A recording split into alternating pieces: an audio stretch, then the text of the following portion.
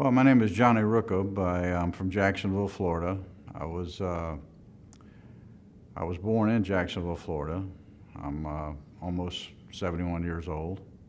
Um, my family was probably the second or third family from Ramallah to uh, settle in Jacksonville, Florida, and now we probably have one of the larger Ramallah communities in Jacksonville.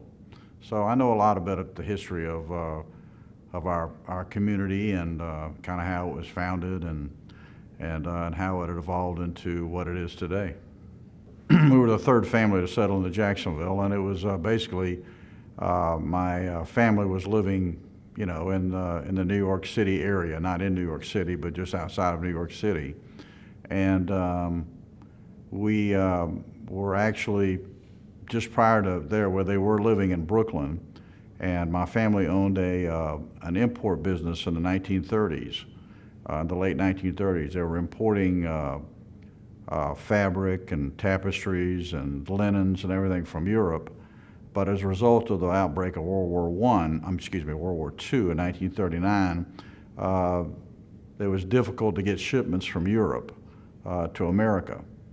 So consequently, by 1941, they were almost completely out of inventory, and someone owed my family some money for some of the merchandise they had received. Didn't have the money, but it says, I have a little grocery store in Jacksonville, Florida, that I'll give you in return for what I owe you. So consequently, that's how we ended up in Jacksonville, Florida, was we took over this little grocery store, and my family settled there, and then year after year, cousins and family members would come to Jacksonville. I said, well, come on, Jacksonville's nice, especially if they're living in a cold climate. I said, nice and warm, and don't worry about snow. So consequently, our community grew from a very small nucleus of maybe 10, 15, 20 people at the time to we're probably close to 4,000 people in the Ramallah people in the Jacksonville area right now. So it's I guess you could say my family were some of the pioneers, in Jacksonville. Well, basically, my grandfather never came to America. My father and my uncles came. My first uncle came. My father's oldest brother came in 1919.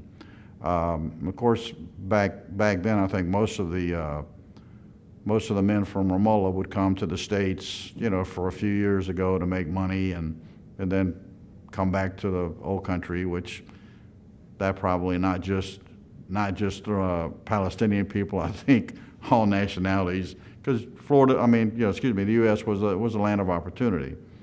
My dad came in 1935, and by then I think they started seeing that the struggle for Palestine was kind of in the making. So, but still at that point they were still thinking at some point that they would return back to the homeland, But as the years go by and you get used to the way of American life and and the opportunity and the freedom that you have, that all it takes is hard work and and perseverance, that you can be successful in this country, and they were successful. So, but I think as the political situation worsened, I think that kind of the people that were maybe thinking to go back, a lot of them wouldn't go back because of the turmoil that was happening in Palestine in the 1930s and 1940s as well. But like they first came to this country, they settled. They kind of roamed around, in different areas, California and all over the country and everything. Basically, most of Ramallah men actually came and they were peddlers, where they would load up their suitcases and fill them with stuff, and they would go out and sell it door to door, and this is how they made a living. But that's what happened, and then I think after 5 years, my father had sent for my mother and my oldest brother, who my dad had never seen. My mother was pregnant when when he got his papers to come to the States, so he didn't see my oldest brother until he was 4 years old. But that's kind of a pretty common story. A lot of men did this, where they left their families for years until they could afford to bring them over. But a lot of them didn't bring them over because they thought they might be going back. But like I said, as the political situation kind of got worse, in Palestine, I think more people kind of decided that maybe it's better to stay in America than to go back. Well, basically, life in Ramallah, back in the 20s and 30s and everything was still, it was still primitive by comparison to living in America. I mean, there was probably no one had indoor plumbing. Of course, food was not that easy to come out. Even though most of Ramallah at that time was kind of agrarian. I mean, they were mostly farmers. In fact, that's one of the things they always called Ramallah people, fallahin, which, fallahin is farmers. Because pretty much that's what you lived off the land. There wasn't much commerce. But it was my grandfather, my father's father, was actually the caretaker of the Garden of Gethsemane in Jerusalem for like 40 years. So he used to ride a donkey every day from Ramallah to, which is about a 7 or 8 mile trip by donkey. Every morning he would leave like 3 or 4 o'clock in the morning. He'd ride his donkey to Jerusalem, and he worked all day, maybe 12 something hours a day, and 7 days a week, and then he would return in the evening by donkey to Ramallah. So, but it was a harsh life for everybody. So I think when a lot of our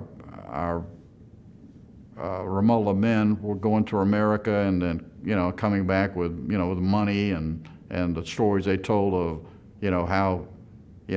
how easy it is to be successful. Well, not easy, but I mean the opportunity is there, which didn't have in Palestine.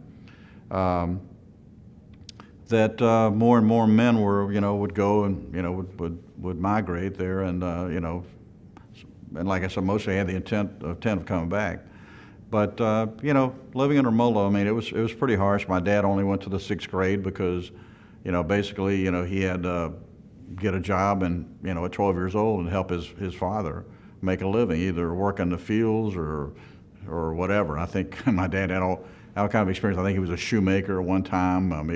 He became a barber. I mean, he did all kinds of things. He actually worked construction. He was actually before he got married, he was actually living in Gaza, and he was actually helping build homes in Gaza.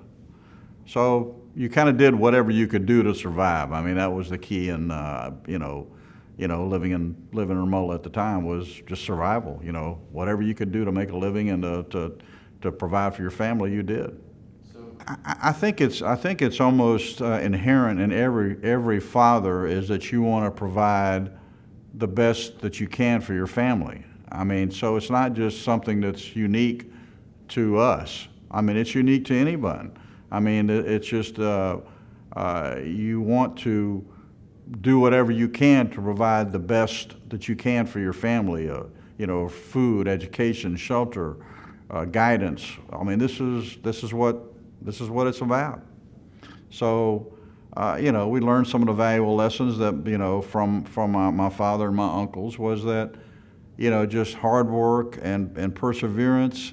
Be a good citizen. Work hard, save your money, invest it wisely, and in turn you should be successful. Well, I even though I was born in Jacksonville, I always had this vision of Ramallah in my head because of the stories and just the events that we heard from my father and my grandfather. Well, not my grandfather, but my uncles. And when I first went to Ramallah, which was in 1971, it was almost a surreal experience for me of walking in the streets, and it was almost like deja vu, like I've been here before, even though I never had. But because I had this feeling that I'm home. I felt that walking the streets of Ramallah, I was home, even though I'd never been there. But I stayed in Ramallah for like 3 months, and consequently met my wife and got married and brought her back to the States. So it's. Tell me about that. How did you get her? Well, that was kind of that was kind of a unique experience, especially being born and raised in America. You know, getting married in the old country was a little different of an experience because it's you can't date the girls, you can't you can't talk to the girls and anything. Basically, my uncles owned Rukab, which is a famous ice cream place in Ramola. So, and I used to hang out there almost every day.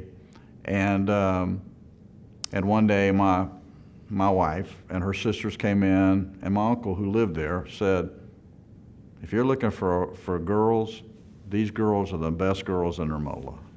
So I saw my wife. I said, "Yeah, she is kind of cute, you know." So consequently, I guess I guess they try to match you. They want to match you up and get you married, I guess. So I guess my parents had called from the States and said, "Find them wives," you know. So, yeah. So consequently, what happened was that my uncles kind of called my wife's family and says, we'd like to come over and have coffee. So that was the hidden meaning was, we want to come check out your girls. So we went. Did you understand all of that? Oh, of course, yeah. I knew the routine. Even though it's coming from America, it's kind of, at least here in America, you'd see the girls, you could talk to them, you got to know them, you could maybe even luckily go out on a date. Still it was kind of hard at that time as well to even date a girl, an Arabic girl.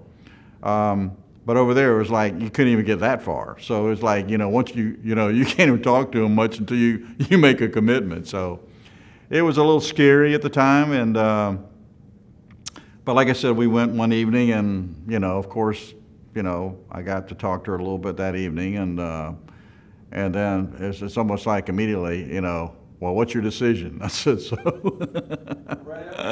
So it was like we got. It's almost like I said, yeah, I think she's cute, I think she, and they said she's a great, great family and all this other good stuff. So we were virtually engaged and married within 2 weeks. And then 2 weeks later, we were back in the States. So it was kind of an experience, especially being born in this country, that I guess I never imagined I was going to get married in that manner, that I thought that, find a girl and go through the romance part and dating and all this other good stuff. And then if it goes on, you get engaged, and then months later or a year later, whatever, you get married. But it was kind of all crammed into a 2-week period. And how did it work out after all? Well, we've been married almost 48 years. Wow. We have 3 wonderful children and 5 grandsons. My oldest grandson is 18. Will be 18 here pretty soon. So it's been a great experience, and and you don't always know what that's going to work out. But I would say 9 times out of 10, I think usually when they do work out. So, but it's great. We're very half arranged and half date. I'm sorry. Half arranged and half date. Seems like it's Yeah, and mine wasn't really arranged. It was just almost like, like a shopping trip. Because we actually visited, maybe a half a dozen different families that had, cute girls, and, that were candidates. So it was almost like going to buy a pair of shoes, I guess, or something. You went window shopping, and then if you saw something you like, you have to go through the process to go through it.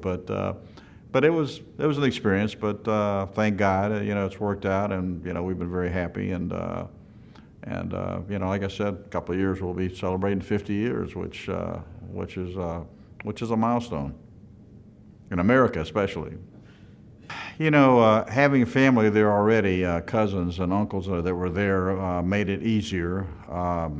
Even though I could understand everything in Arabic, and I could get by. I wasn't great at it, but I've gotten much better since then. But because I never had an opportunity, because growing up, my mom and dad, they always spoke Arabic in the home for us. So we always understood Arabic, me and my siblings. But we didn't speak it that much. I mean, we could a little bit, but it just didn't have the practice and to speak it, well, or felt confident enough to speak it well. But going to Ramallah was it was and Ramallah at the time was very much in '71 was still a small town. It wasn't what it is today by any means. I mean, it was still. In fact, it's almost like I think the first day or second day I was walking down the sidewalk, and people would stop on the street, and they says, "You guys must be the Rukab boys from the States." So I mean, the word had already spread. I mean, it was still a small town that they knew, everybody in town knew within a day or two that we were, that I was here, and my cousin was with me also, that we were there.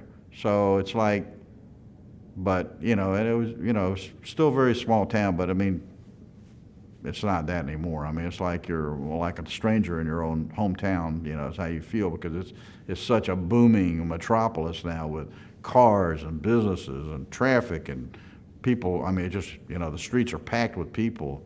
It's just still a great experience to go back. I've been six or seven times, and I enjoy every time I go because, like I said, it's you feel something in your heart that this is home. This is home.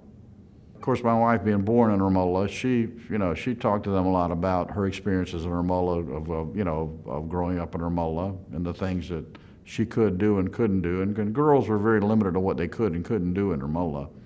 And then of course, some of my experience. I've yet to take any of them to Ramallah, which I hope to, hopefully next year, is planning a trip to take some of my kids to, and maybe my grandkids too as well, to Ramallah.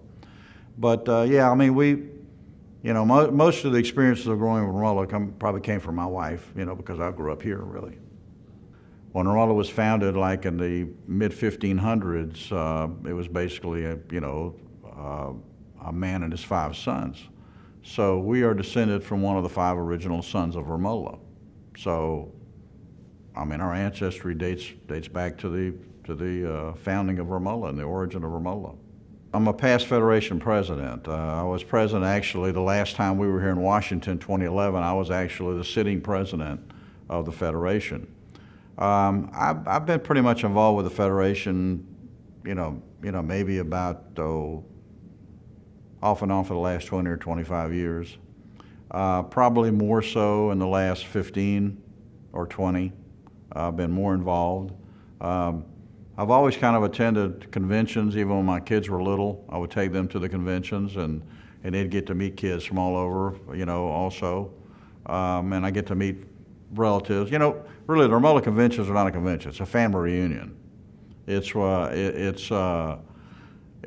get to see cousins that maybe you don't see, or relatives you don't see, or sometimes you'll even discover relatives you didn't even know you had. Because, somebody walk up to you and say, well, you're the 3rd cousin on my mother's side or something, or this or that, or our grandparents were 2nd cousins, or, so, and a lot of times it's a discovery process here also at the convention. So it's really, it's really more of a family reunion than it is a convention. It's not the right name. We should call it the Ramallah Family Reunion, but whatever, it's a convention. Well, just to give an example, we started Camp Ramallah last year, and I took my 4 oldest grandsons with me last year, and also last week we just finished up Camp Ramallah. So they learned about Palestinian history, about Ramallah history. They learned a lot about our music and our culture. So I mean, they're. And this program we feel so strongly about. I'm one of the coordinators, and that's helped get this off the ground. And next year we're going to be going to our 3rd camp next year, and it's just we like almost doubled the amount of campers from first year to 2nd year. We might double again next year. We're not sure. So, but it's like it's a great experience because, like I said, it's not just having fun, it's very educational for them. I mean, we taught them, Palestinian history. In fact, I taught the Palestinian history in 3 segments, ancient history up to 1918, and then second segment was 1918 to 48, and then the third segment was 48 to the present. And then we got into, actually pretty heavily into BDS and how BDS is kind of been very, very successful, and probably it's just a way for all of us to do our part in the struggle for freedom from Palestine. If you look at all the programs that the convention has offered this year, I mean, there's a lot of educational and informative programs that delve into our culture and our history and our fight for freedom. So this is where years ago maybe the conventions didn't do a lot of that. It seems in recent years there's been a lot more of this where the younger people are getting more educated through coming to these seminars and conferences, at the conventions here. My mother was an angel. She never raised a hand or raised her voice to any of our children, any me or my siblings. Now my dad was another situation. My dad was the tough guy. My mother was the angel. So if there's any disciplinary issues, it was definitely come from my father.